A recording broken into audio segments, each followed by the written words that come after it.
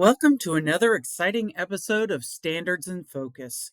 In this installment, we'll be talking about creating an effective response for commission review. You're probably here because you've received an on-site evaluation report, a school action letter, a progress report, or a stipulation. Something that raises a question about the school's compliance with accrediting standards. And now you're faced with the task of writing a response. Where to start, what to say, what not to say. Let's talk through some big picture concepts and some nitty-gritty details to make sure your response answers the compliance question raised and showcases a healthy process of assessment and improvement that results in compliance with ACCSC's standards of accreditation. There are three fundamental concepts about ACCSC that are important to keep in mind here.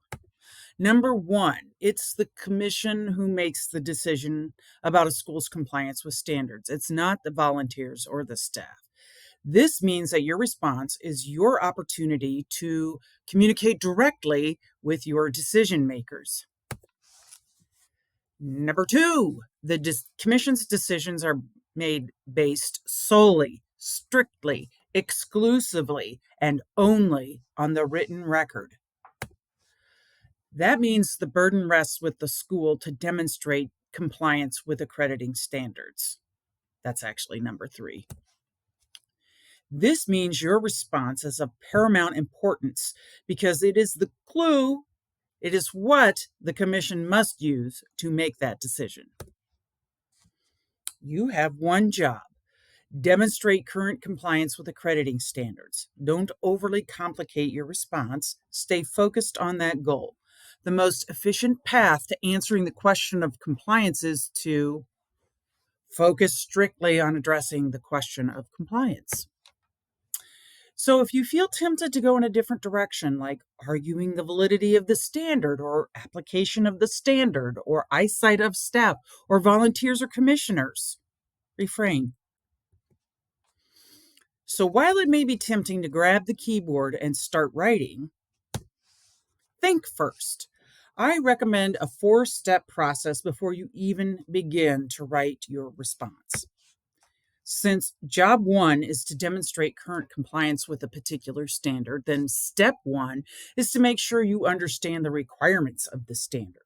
The letter or report includes a citation of the standard in question. So we're going to use a sample here. This is a sample of a standard citation. From this, you know that job one is to show that the school's graduates are classified as employed in field only when the job aligns with a majority of the educational and training objectives of the program. Step two, now that we know what the requirements are, we need to figure out what raised the question. The letter or report will also explain the reason for the finding or question about compliance with the cited standard. So if we go back to our example of employment classifications, the finding is based on employment records that did not show alignment between employment outcomes and program objectives. The report or letter will also include specifics regarding the records that are in question. If we are looking at employment records of a pumpkin carving school, for example, it might be difficult to tell whether the expected outcome of a master carver program would be employment as a stem trimmer, or whether the duties of a customer service representative align with the objectives of the journeyman carver program. Number three, step three, why did it happen? This is assessment. It is critical to the success of the rest of the process to find out the factors that impacted the school's ability to demonstrate compliance. Evaluate your process, procedures, and documentation in this area. Your evaluation will help identify whether the questions rose because of a policy, the execution of a policy, documentation of a process, a lapse of management, or were there circumstances that were beyond your control? So, going back to our example of employment classifications, the Jack O' Lantern School's assessment found that the problem was at the policy level. The school leadership thought that any job at a pumpkin carving establishment would be considered related. Step 4. Now that you have identified the factors impacting compliance, both under and out of your control, you can design a plan of action tailored to address those factors. Some plans of action are straightforward, like fixing a broken window or making sure school officials sign enrollment agreements prior to the start date. Some are going to take longer to evolve, like leveling a foundation or working on student achievement outcomes. So, back to our example, because the assessment found that the policy was the problem, the targeted solution is to revise the policy and show evidence of implementation. So, in this case, hiring a new career services representative or having a job fair wouldn't be effective if the school does not address the underlying issue of the policy. Now, you have the standard, the issue, the cause, and the solution. At last, equipped with all of that information, finally, you can hit that keyboard. Successful responses are comprised of two equally strong components: narrative supported by documentation. I call this tell and show. The narrative is how you tell your story to the commission. We recommend following the past, present, future model. Past means explain the circumstances that impacted the school's ability to demonstrate compliance. This should sound familiar because it is drawn directly from the assessment you conducted a few slides ago.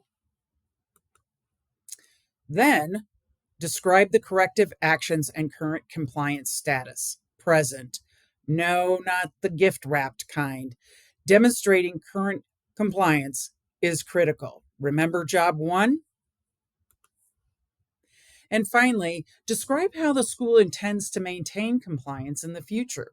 You might wonder, why is it important to address the future if demonstrating current compliance is job 1? Well, it shows how believable, reliable, and trustworthy your plan of action is.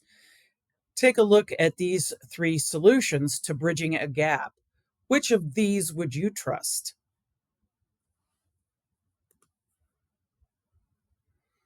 Tips for your narrative: stay focused. Don't let your story get derailed through extraneous details.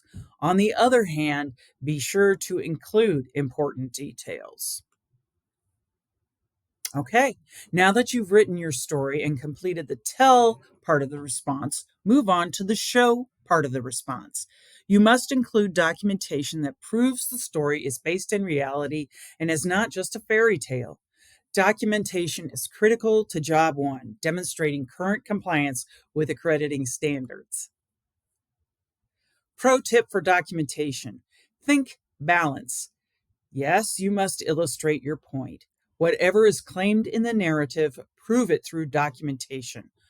Avoid the avalanche. A mountain of disorganized documents will not show proof of compliance. My best tip is don't go it alone. Every report or letter you receive from ACCSC includes either suggested or required elements to incorporate into your response. It may be the commission directs the school to submit a policy and procedure manual, a catalog demonstrating publication of a policy, lists of students, graduates, faculty, managers, etc., and documentation to show the policies and procedures are consistently executed. The correspondence you receive from ACCSC also identifies a staff member you can contact for more information, guidance, and support. Don't hesitate to use this resource. You've already engaged in this tutorial, so gold star for that. We also have a blueprint for success available on our website that will reinforce this material and also includes examples of responses, great and not so great. For tips on organizing and submitting your response, review the ACCSC instructions for electronic submission before uploading your response to the School Submission Center.